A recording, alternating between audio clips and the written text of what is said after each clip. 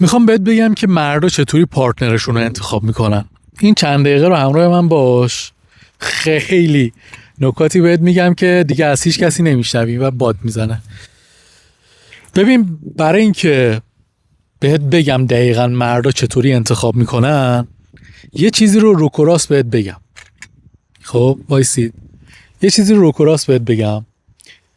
مردا قبل از انتخاب کردن. یعنی چی؟ یعنی ببین، مرد میدونه چی میخواد و دنبال اون چیزی که میخواد میره.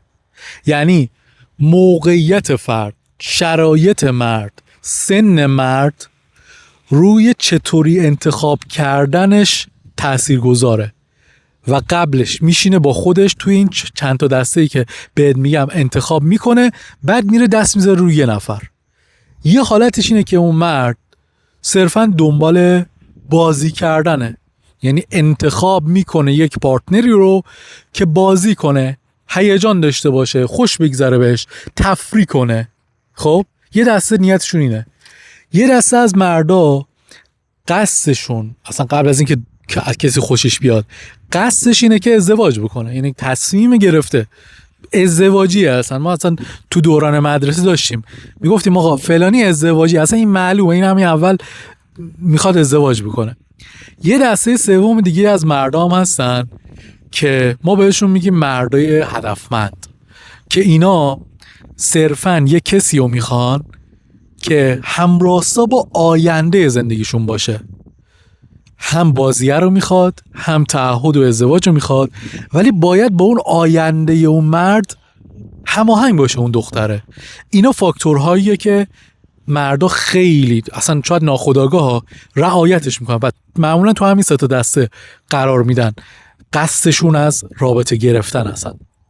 حالا بر اساس بلوغ روانیشون، بر اساس شرایط زندگیشون، میان تو این 4 دسته که بهت میخوام بگم قرار میگیرن. همه اینا رو دارم میگم برای اینکه خودت قشنگ آگاه بشی که ماجرا چیه. ببین، دسته اول از مردایی که حتما باید بشناسیشون از لحاظ بلوغ روانی این مدلی هن که ما بهشون میگیم پسرای خوب.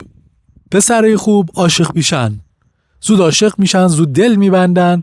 حالا ممکنه شاید طرف 50 سالش هم باشه، 2 تا کارخونه هم داشته باشه، ولی عاشق پیشه است. یعنی احساسات و فانتزی های پسرانه‌ای رومانتیکی نسبت به عشق و رابطه داره و فردی رو میخواد انتخاب کنه که بیشتر اون فانتزی هاش و اون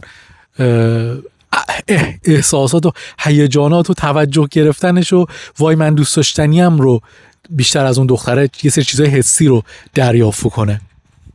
اوکی، پس میره یه روی دختری رو دست میذاره که احساسی باشه یا خیلی مهربون باشه، یا حتی برعکسش یه سنگدلی باشه که دختره مثلا خیلی قد باشه و این پسره عاشقش بشه، ماها بهش فکر بکنه و بره تو این سناریو.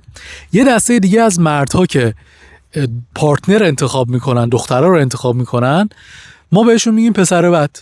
همونایی هستن که دختربازی انقدر کردن که شاید از اون دسته پسرای خوب و احساسی خارج شدن، دیگه بلدن لم دخترها رو بلدن، منتها اینا شاید برای خیلی از دخترها جذاب باشن، ولی همونایی هستن که به دخترها آسیب میزنن.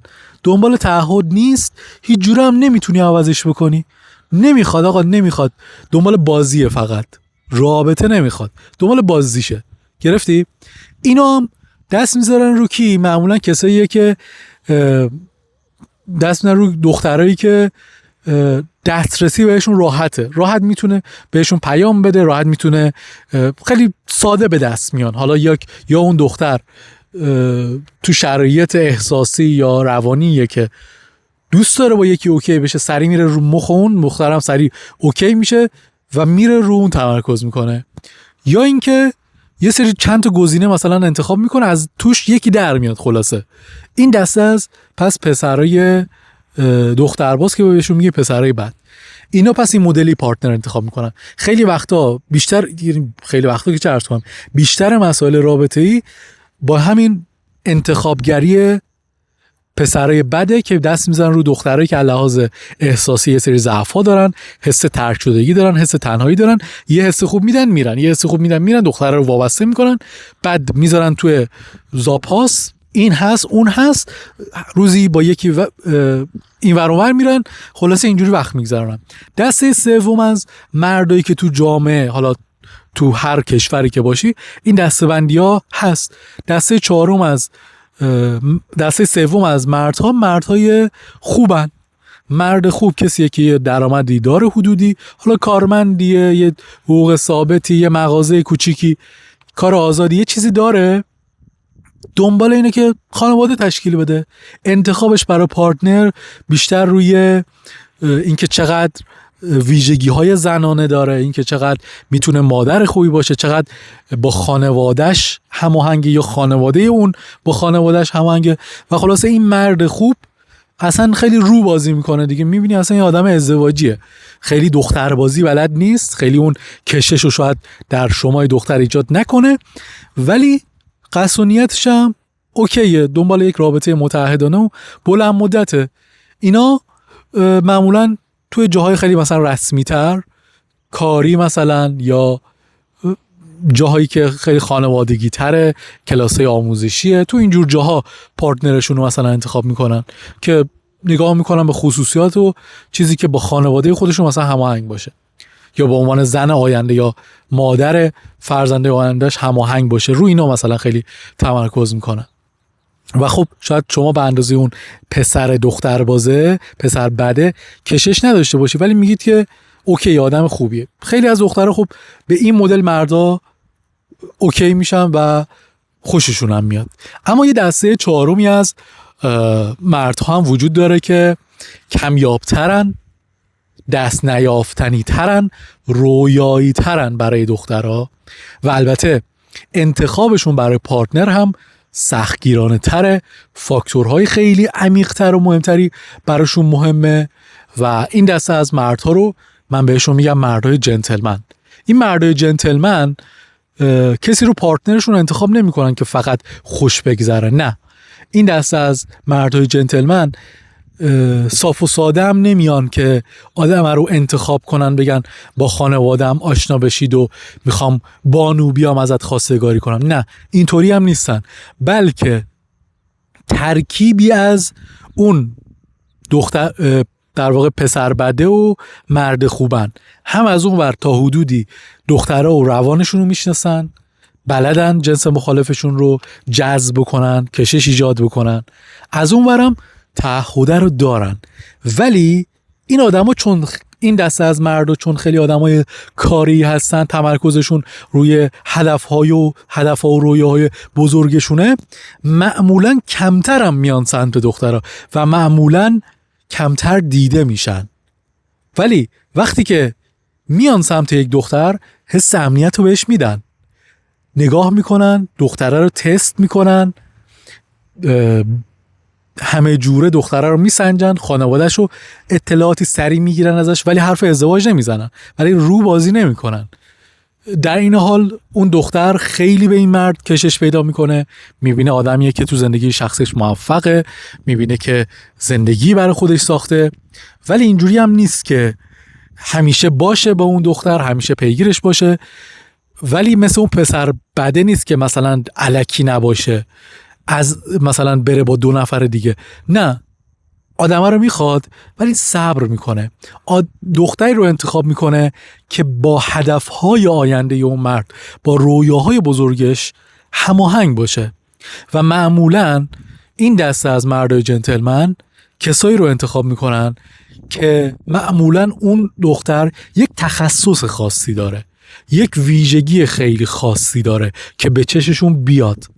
وگرنه تو دسته‌های پایین‌تر، واقعا لول‌های پایین‌تر رو میتونیم قرار بدیم، اون مرد خوب یا پسر بد، اینا شاید با یه حدودی مثلا از اون دختره حتی لحاظ ظاهری هم براشون نرمال باشه، نه خیلی عالی و جذب اون دختره بشن، بخوام باهاش ارتباط بگیرن. ولی این مرد جنتلمن اینطوری نیست که رو هر دختری دست بذاره، واقعا باید از اون دختر خوشش بیاد، هم لحاظ ظاهری هم لحاظ اخلاقی و احساس کنه که اون آینده رو با این دختره داره. ولی اون دسته مثلا مردای خوب که میخوان پارتنر انتخاب کنن، مثلا اگه حالا نمیخوایم ظاهر و سلیقه ایش بکنیم نمره بدیم، شاید خیلی جالب نباشه، حرفه‌ای نباشه، ولی داریم خودمونی حرف میزنیم دیگه. دخترها تو 2-3 دسته مثلا لحاظ ظاهری تقسیم میشن. یه دسته مثلا نمره 1 و 2 که مثلا نقص ظاهری دارن. خب مثلا چه میدونم، نقصای خیلی عجیب دیگه، لحاظ ظاهری نقص دارن. نه اینکه فکر کنه طرف مثلا بینیش یه ذره چیز گنده است فکر کنه نقصه. نه، نقص یعنی مثلا خدای نکرده تصادف کرد نصف صورتش مشکل داره. اینو دخترای 1 و 2 در نظر میگی لحاظ زیبایی ظاهری. حالا بازم زیبایی معیار ثابت نداره، میخوام یه ذهنیت مردانه بهتون بدم. بعد میشه مثلا نمره 3 تا 6 7 دخترای معمولی، چهره خوبی دارن، قد متوسطی دارن بر اساس میانگین قد دخترها که مثلا 165 زیر 170 و نرمالن، که بیشتر دخترای جامعه و احتمالاً شاید 90% دخترایی که شما دارید این ویدیو رو میبینید تو این دسته هستید که لحاظ چهره‌ای مشکلی ندارید، مگر اینکه انقدر خودتون رو با بقیه مقایسه کنید بگید بینیم این شکلی نیست، اینجا اینجوریه، بعد برید عمل بکنید، فکر کنید که این نقصی دارید برید عمل بکنید. بیشتر دخترها تو این حد نرمال جامعه. و یه دسته‌ای هم داریم که واقعا سوپر مدلن. مردای جنتلمن اون سوپر مدل‌ها رو فقط میخوان، ولی فقط به سوپر مدل بودنش تمرکز نمی‌کنن. از اونور پسرای دخترباز انتخابشون سوپر مدل است که ساده به دست بیاد ولی بی تعهد، ولی فقط ظاهرشو میخواد.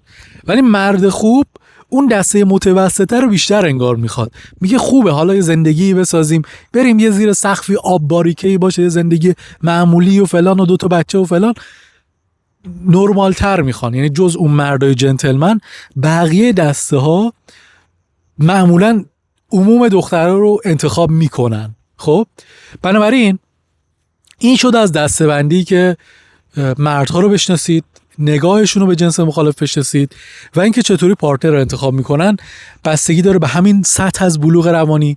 نکته اینه که بچه‌ها شما توی نیویورک باشید، توی مسکو باشید، توی تهران باشید یا هر جای دیگه، همین دسته از مردها رو باش برخورد میکنید. فکر نکنید بگید نه این جنتلمنه ولی داره ادای پسرای بده در. نداریم. تو یکی از این دسته ها قطعاً قرار میگیره، حالا با 70% یا مثلا 65%، تو یکی از این دسته ها اون مرد مقابل شما قرار میگیره. اوکی؟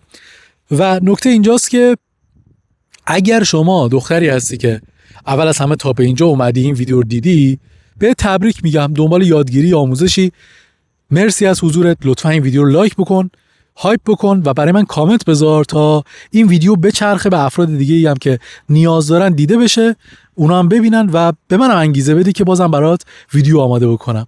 در کنارش 2 تا ویدیو قبلی هم بهت پیشنهاد میکنم حتما ببینی، مکملای خیلی خوبی هستن.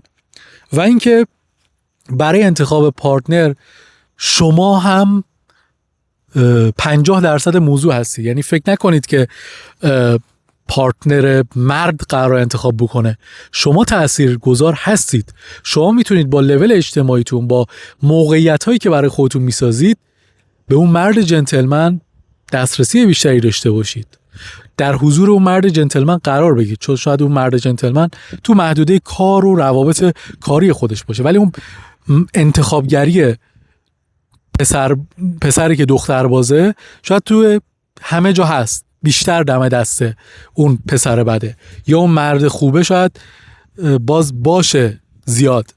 ولی شما هم میخوام بگم که تاثیرگذاری رو انتخابتون تمرکز بذارید، روی بالا بردن خودباوریتون، روی شناخت جنس مخالف. تو این کانال هم همراه من باشید، ساب بکنید، خیلی نکات براتون دارم، دوره‌هایی هم که آماده کردم براتون، از اونها هم میتونید استفاده کنید اگر دوست دارید. عاشقتونم به این نکات فکر بکنید، ویدیو رو اگر 2 بار ببینی نکات بیشتری تو ذهنت زنگ میزنه و بیشتر برات جا میفته. واقعیت ها رو ببینید، صرفا با احساسات زندگی نکنید. تا ویدیو بعد، فعلا خدا نگهدار.